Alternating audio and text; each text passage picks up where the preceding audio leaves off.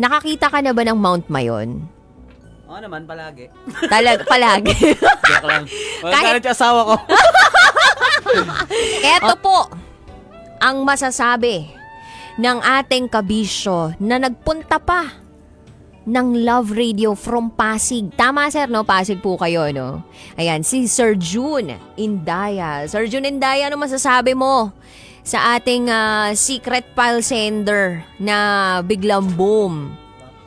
Oo, Sir June, salita ka naman, oh. Bisita po namin to sa loob ng booth, ha. Pasasalitain ko po siya ngayon kasi sayang naman yung pagdayo niya dito kung hindi siya magsasalita. Sir June, ano masasabi mo doon?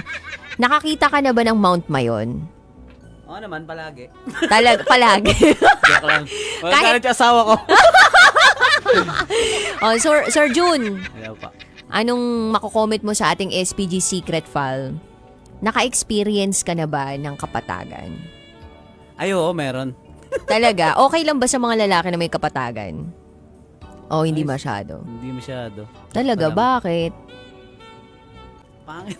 Pangit. Pero legit ba yung kapag nag-a-must or hinihimas, lumalaki lalo? Sabi nila. Sabi nila. Pero palagay mo, nangyari ba sa misis mo? Charot! Ano? Oo, hindi. Nangyari, hindi. Hindi. Walang ganon. Walang Isip-isip ganon. lang nila yun. Sa isip-isip lang nila yun. Okay, sige. Thank you so much, Sir June, sa iyong komento.